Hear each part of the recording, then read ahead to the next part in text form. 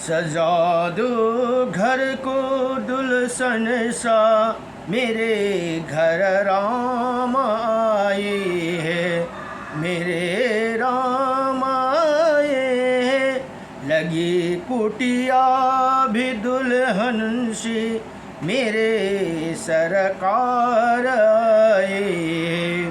सजा दो घर को गुलशन सा, मेरे प्रभु राम आए हैं। जगत के रंग मैं क्या देखूं, मेरे प्रभु राम आए हैं। बिछा दो अपनी पलकों को, बिछा दो अपनी पलकों को, मेरे प्रभु राम आए हैं, मेरे प्रभु राम आए हैं। उमड़ आई मेरी आँखें, देखकर अपने बाबा को, हुई रोशन मेरी गलियाँ, मेरी सरकार आए है। हुई रोशन मेरी गलियाँ, मेरे सरकार आए है। सजा दो घर को गुलशन सा, मेरे राम आए हैं, मेरे प्रभु राम आए हैं। तुम आकर फिर नहीं जाना मेरी इसी सुनी सी दुनिया से, तुम आकर फिर नहीं जाना मेरी इसी सुनी से दुनिया से। कहूँ हरदम यही सबसे, कहूँ हरदम यही सबसे, मेरे प्रभु राम आए हैं, मेरे सरकार आए हैं। सजा दो घर को गुलशन सा, मेरे प्रभु राम आए हैं।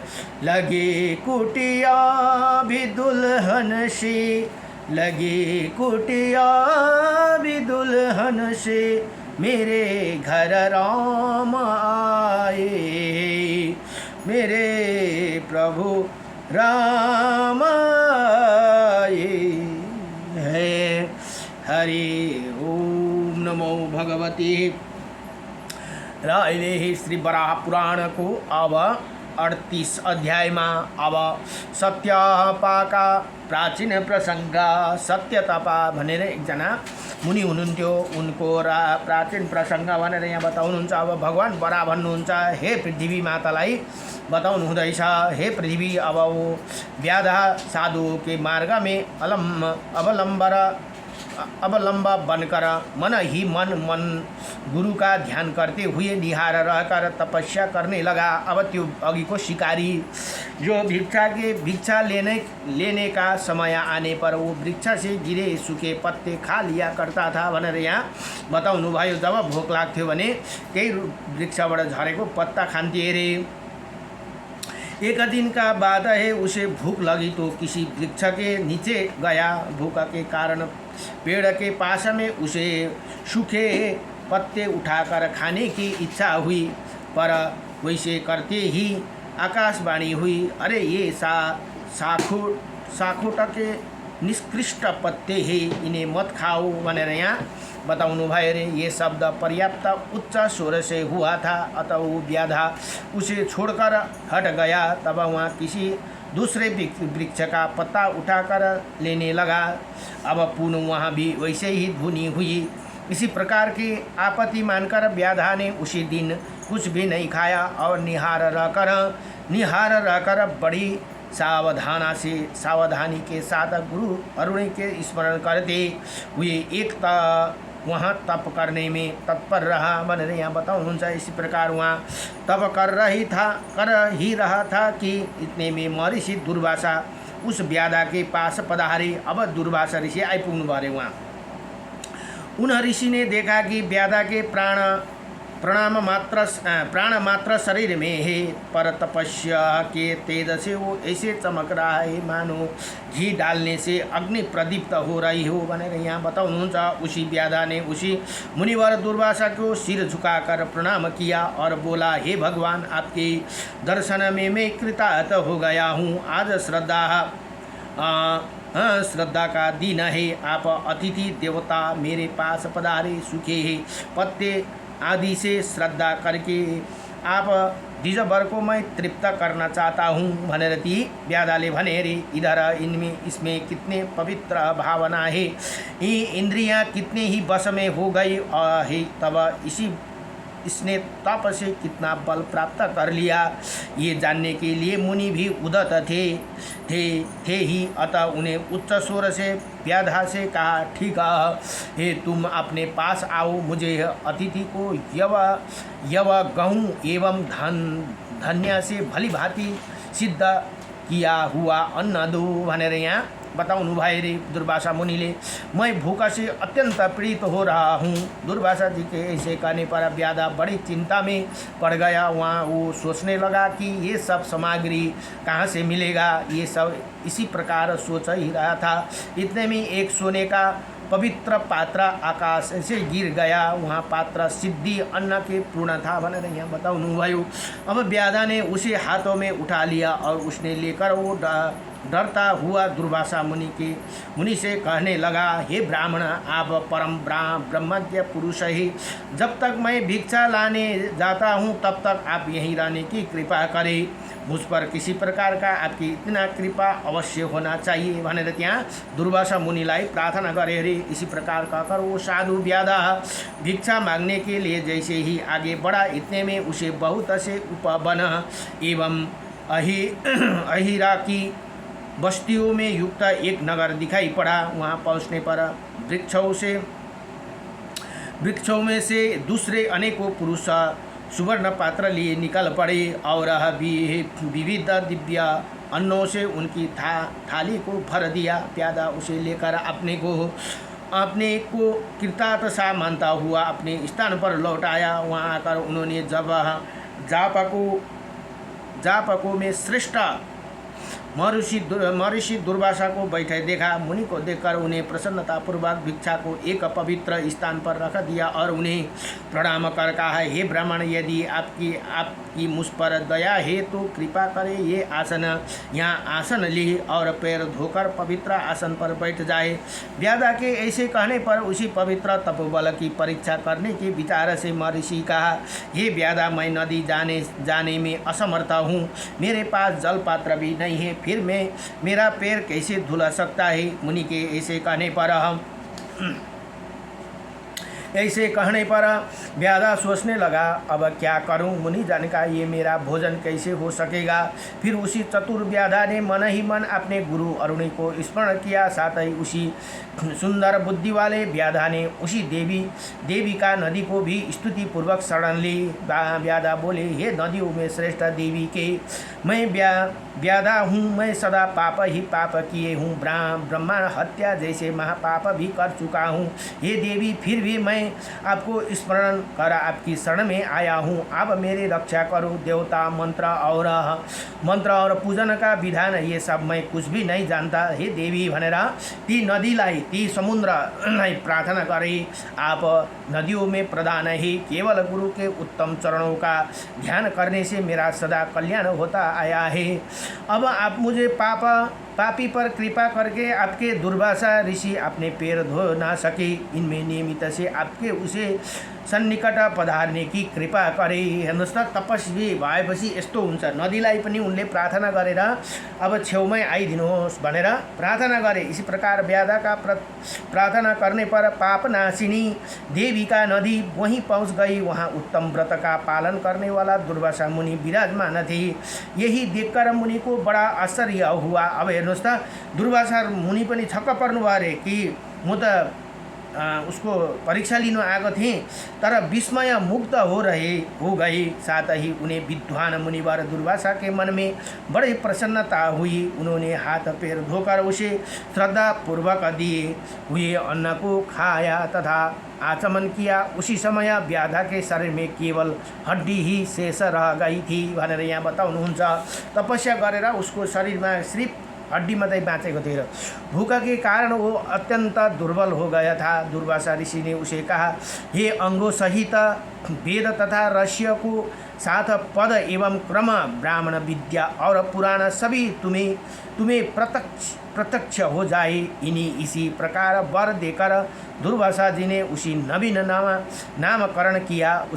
उसने कहा, तुम अब ऋषियों में अग्रगम्य सत्य तपा नामका ऋषि होंगे भनेर यहाँ ती व्याधलाई यसरी आशीर्वाद दिएर ती सत्य तपा नामका ऋषि बनाइदिनु भयो। हेर्नुहोस् त, मुनिवर दुर्वासा जी ने अब जब इस प्रकार व्याधा को वर देते तो उसने मुनि ने कहा, हे ब्राह्मण, मैं व्याधा होकर वेदों का अध्ययन कैसे कर सकूं।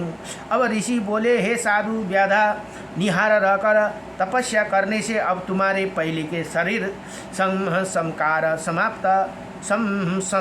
समाप्त हो गया। तुम्हारा ये तपोमय शरीर उसे सर्वथा भिन्न है, इसमें कोई संदेह नहीं। पूर्व काल में अज्ञान भी शेष नहीं रह गया। इसे समय तुम्हारी अंतःकरण में शुद्ध रूप अविनाशी परमात्मा निवास कर रहे हैं। अतः तुम परम पवित्र शरीर वाले बन गए हो। ये मैं तुमसे बिल्कुल सच्ची बात बता रहा हूँ। हे मुने, इसी कारण तुम्हें वेद और शास्त्र भली भांति प्रभाषित ज्ञात होंगे भनेर यहाँ दुर्वासा मुनिले यसरी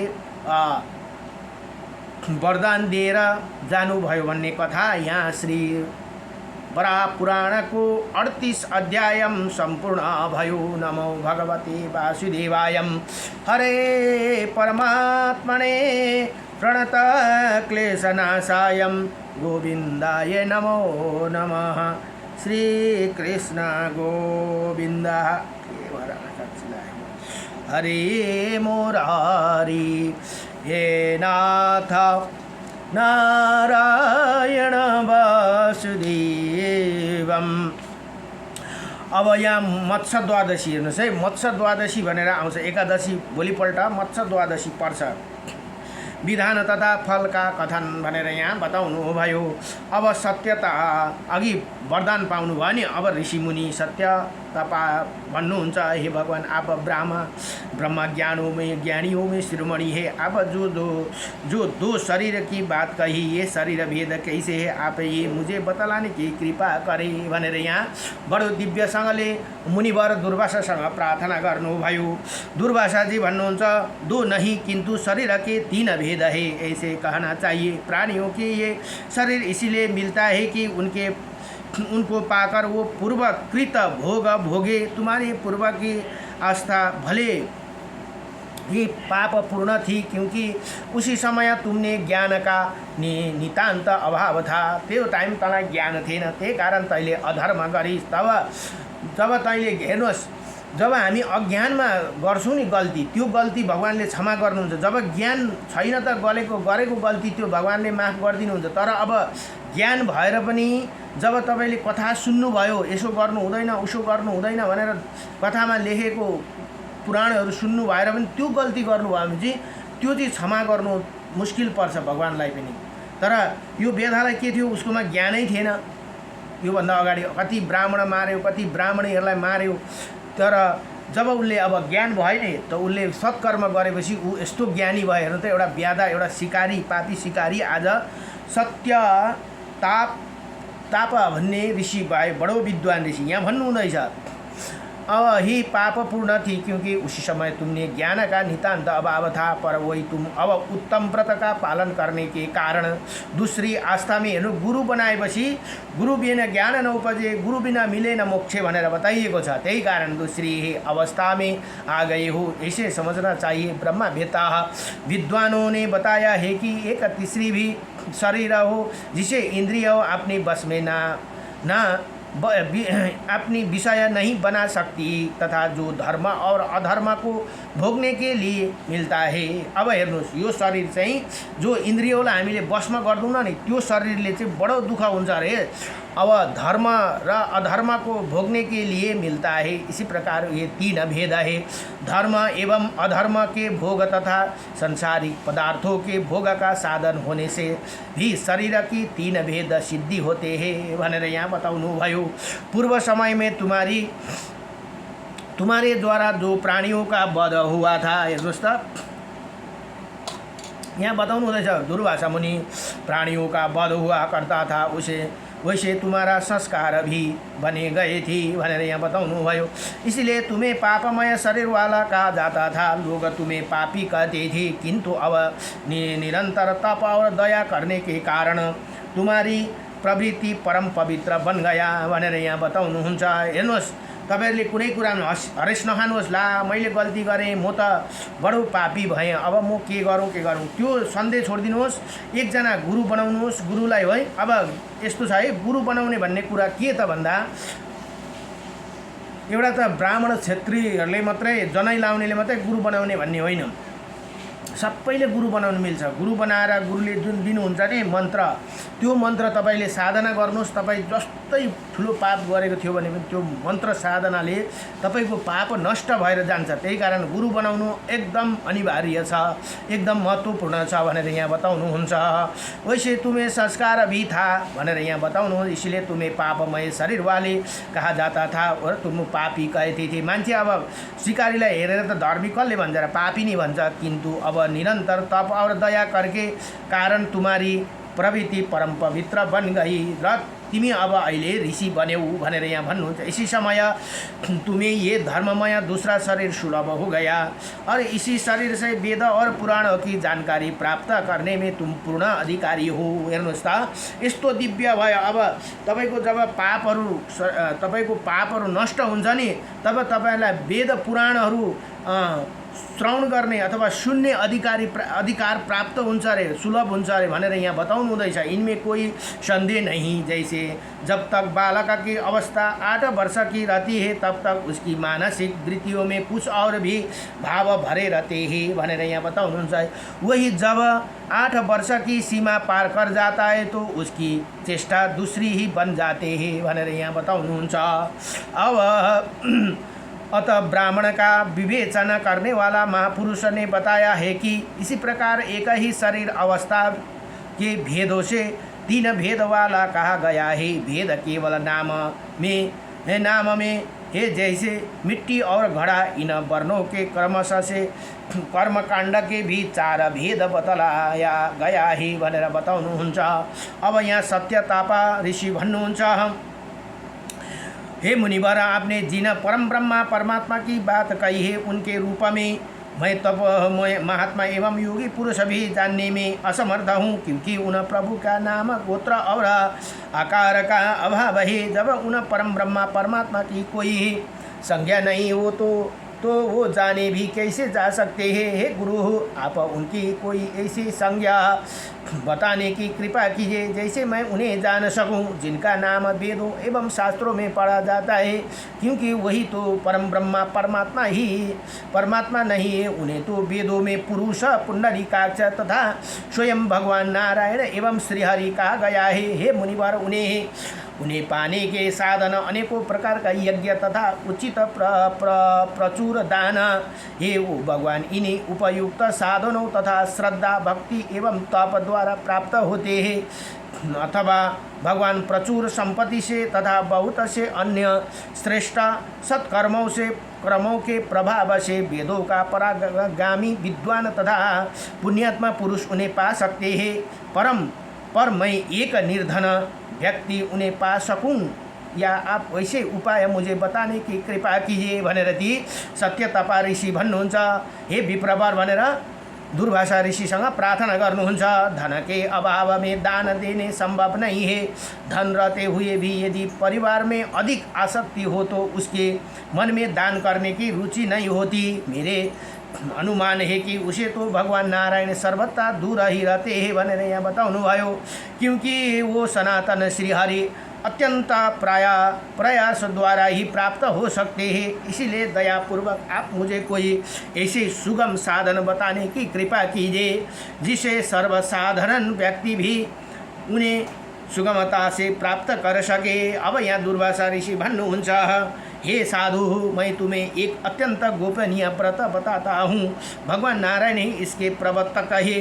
पूर्व समय में जब पृथ्वी पाताल में डूबी थी, धसी जा रही थी, तो उसे इसी व्रत को किया था। उसी समय जल के बहुत बढ़ जाने पर पृथ्वी का पार्थिव अंश प्राय जल द्वारा नष्ट कर दिया गया था। इसी प्रकार जब सर्वत्र जल ही जल रह गया तो पृथ्वी रसताल में चली गई। वहाँ जाकर प्राणी वर्ग को धारण करने वाला पृथ्वी देवी ने, जो सर्वव्यापी परम प्रभु भगवान नारायण है,